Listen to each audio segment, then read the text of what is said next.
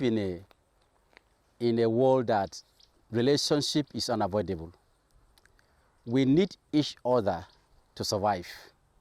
We need each other to complete ourselves.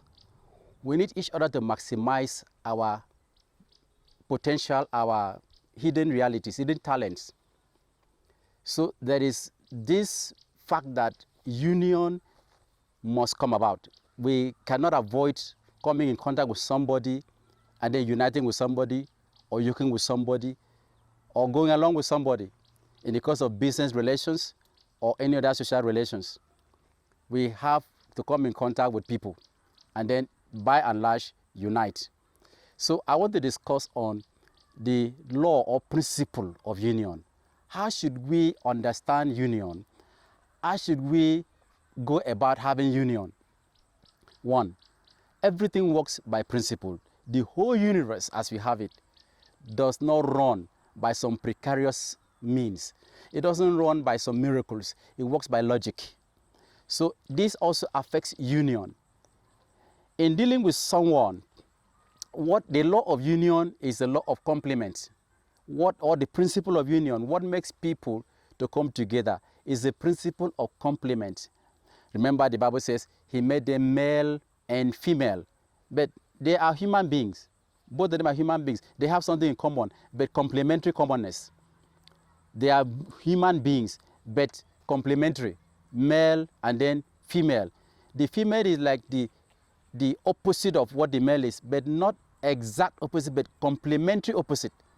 Not exact contrast, complementary contrast. Complement here means what is needed to make the man complete, the woman has. What is needed to make the woman complete, the man has. So that's complementary opposite. Now, if you look at your body, you discover that things are split in twos. 2 hands, 2 nostrils, 2 ears, 2 eyes, 2 lips. Everything is split in twos, 2 legs. So this split is a complement the other. So you could have just had 1 hand. I mean, you need a hand to do something, but you don't need 1 hand to do. You need the other hand to balance the other hand. While 1 hand is super active, the other hand is passive. But the passive hand is not just idling, it's supportive of the other one is active.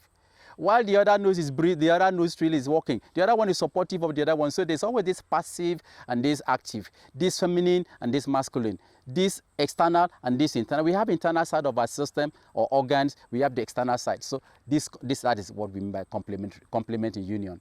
All right. So in social relations, the law of complement means that the person you must relate with or associate with or go along with must have something to add to you to complete you.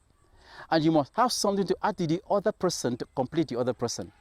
When union is one-sided, it's no longer union. That's help. When it is one-sided, it's not union.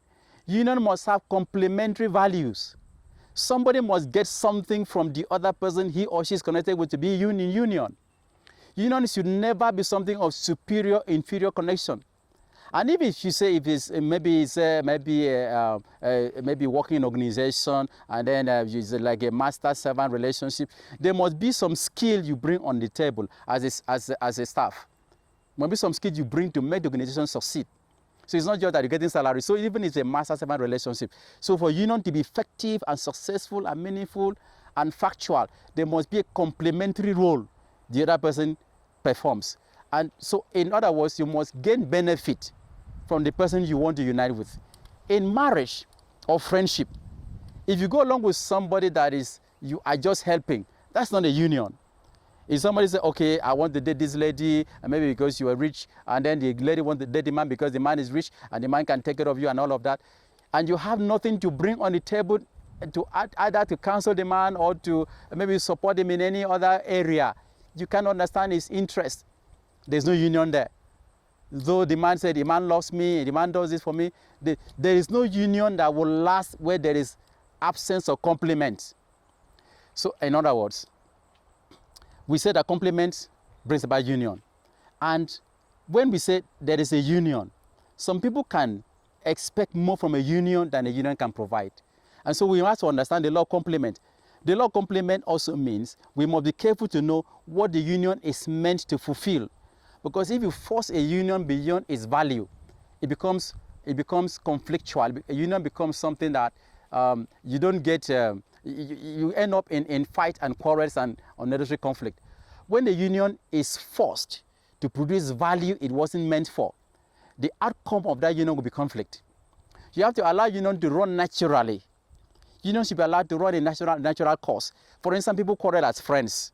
They just discover that you don't enjoy the friend again. You say get to hell with you and all of that, only to discover that in tomorrow of time you need that friend again.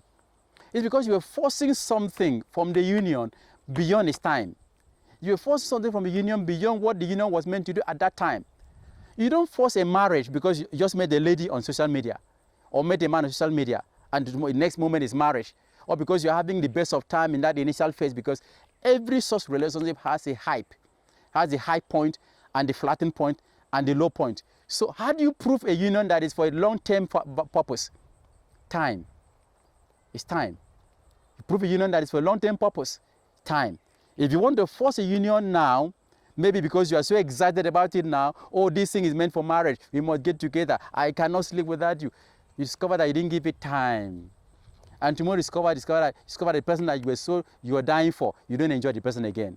You don't have something to keep you together again. So time is what proves the duration or longevity of a union. Time. If you give it time, you can tell.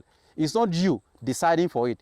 Time. Give it some time to prove whether there is something more from this union than today can prove it.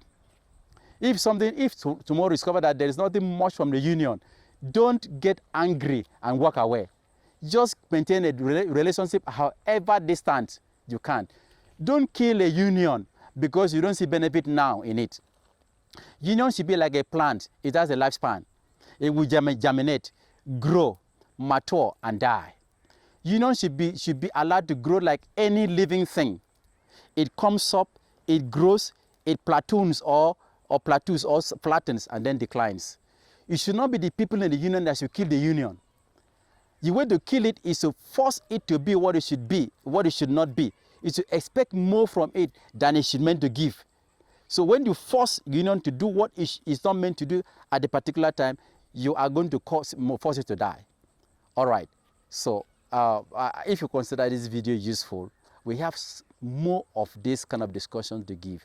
Please consider liking our page, subscribing to our YouTube channel, and following us on Instagram rather. Thanks.